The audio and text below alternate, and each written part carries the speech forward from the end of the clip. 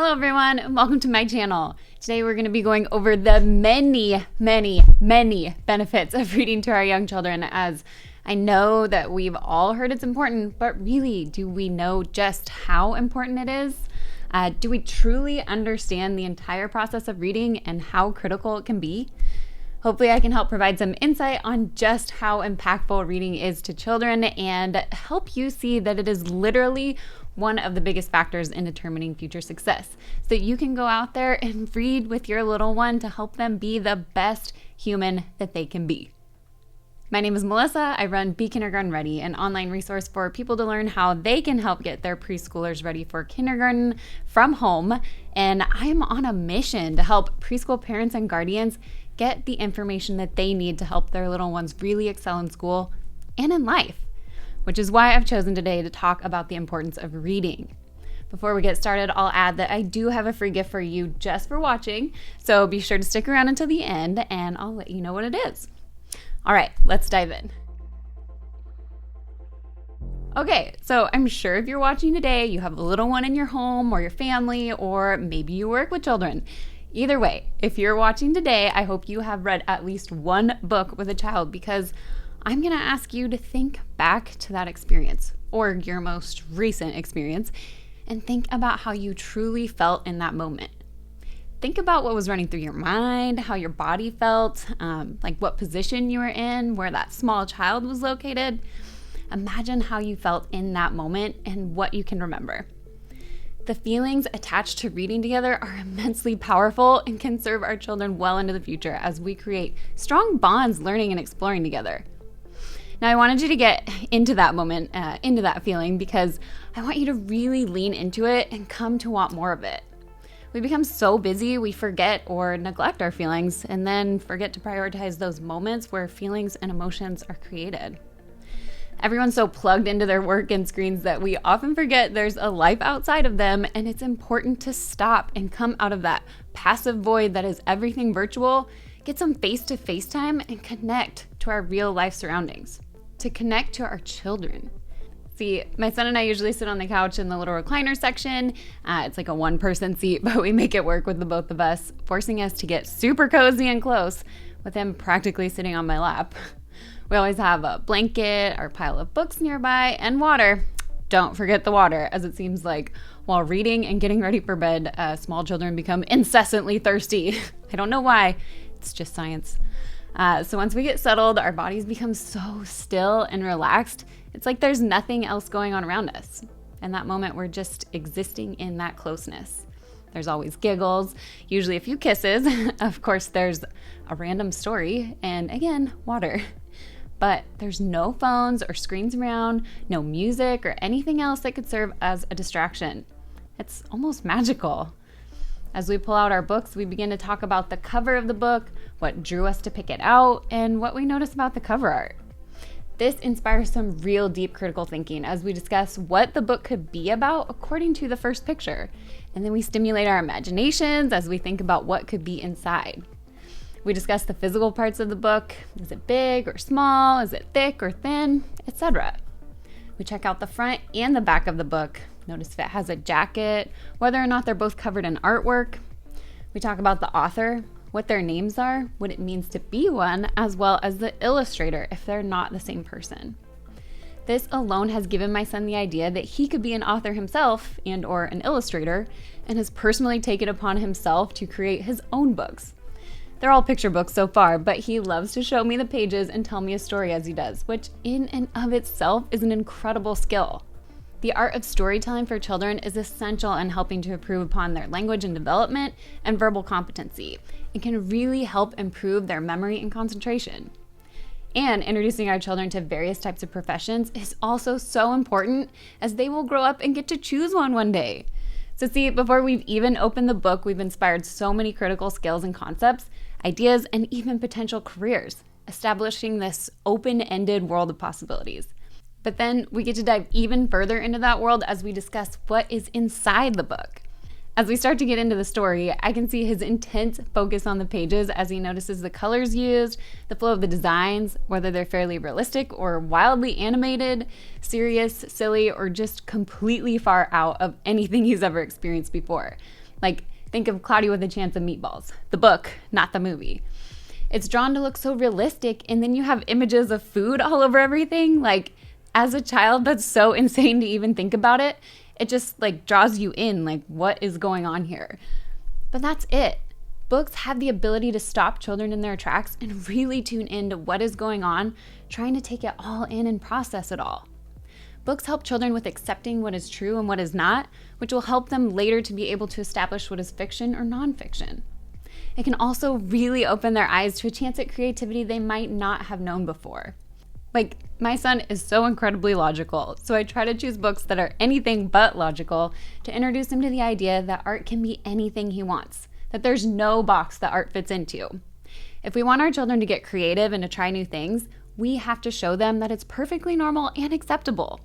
Show them that if they want to paint a house hot pink, go for it. That's how we get the unique designers, painters, sculptors, architects, etc. Books can show our children that anything creative is possible. Also, depending on the books you choose, reading to them can help them learn more about our world than most will ever be able to see. I mean, think about why travel brochures are made. They show a beautiful picture of a place you've most likely never seen, which makes you want to go there.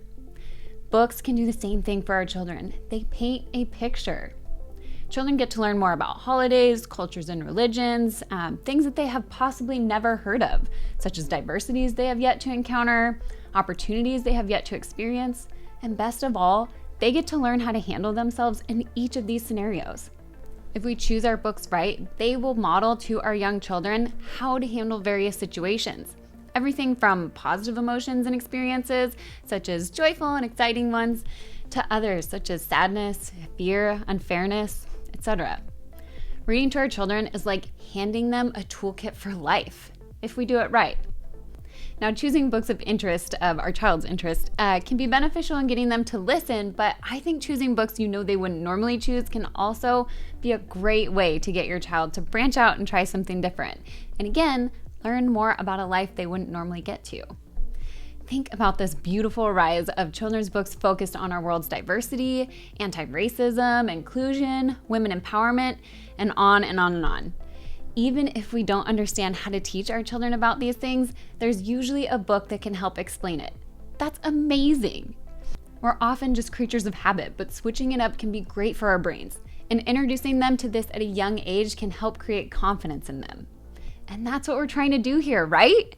We are trying to create children who are confident, competent, and who know how to properly function in society. So, I usually have my son pick a book, and then I'll pick one too, and then I ask him which one he wants to read first. So here he gets to choose, giving him a sense of power and sharpening his ability to make choices, which may seem little, but hey, when you're little, everything is big. So, I give him a chance to choose which book to read first, which is strategic, as this almost creates a similar test, much like we learned about the marshmallow experiment, where scientists gave children one marshmallow and told them they could have it now, or they could have 2 marshmallows when scientists returned after the room after they left for 15 minutes. So most children will choose the instant gratification route, and that's fine, but sometimes they will choose the delayed. And again, although this experiment seems simple, it's really a great way to introduce our littles to this concept that is delayed gratification and see how their brains react and potentially evolve. Now, for example, my son now likes to choose my book first so he gets to remember his book more, as it'll be the last one that flows through his brain, but he didn't get that at first. Over time, he's trained himself into wanting that delayed gratification. And the ability to delay gratification has actually been linked to higher success rates as adults and is a critical skill needed for life. So again, this may seem like a simple strategy, simply asking them which book they want to read first out of the 2 choices, one they want and one that you choose, but when you look at the bigger picture, it's all coming together, I swear. Again, we are trying to help build our children's life skills in these early years to create competent adults, and so many skills can be gained through reading to them. Okay, so I just hope that by now you're starting to see that the benefits of reading to a child can go far beyond bonding, building concentration and focus, developing patience, the introduction to new concepts, and even literacy and phonics development. So let's move on. All right, so I just mentioned literacy and phonics development, which sound like big words, right? Well, would you like to know what they mean on like a simple level? Literacy, as stated in the dictionary, is just the ability to read and write, which obviously our children will be expected to learn how to do. And phonics is simply how to connect the sounds to the letters or groups of letters in an alphabetic system. You can help your child with both of these two concepts by reading to them and singing to them, as this will begin to introduce the phonemic sounds to them, which you can begin to correlate with the pictures shown in a book. As you say a word like dog, point to the word, point to the dog, sound it out letter by letter, and help them understand that each word is its own and has its own unique blend of sounds. And try to make your reading fun. Maybe point out things you know will keep them engaged, or maybe use some silly voices for the characters. That's my favorite.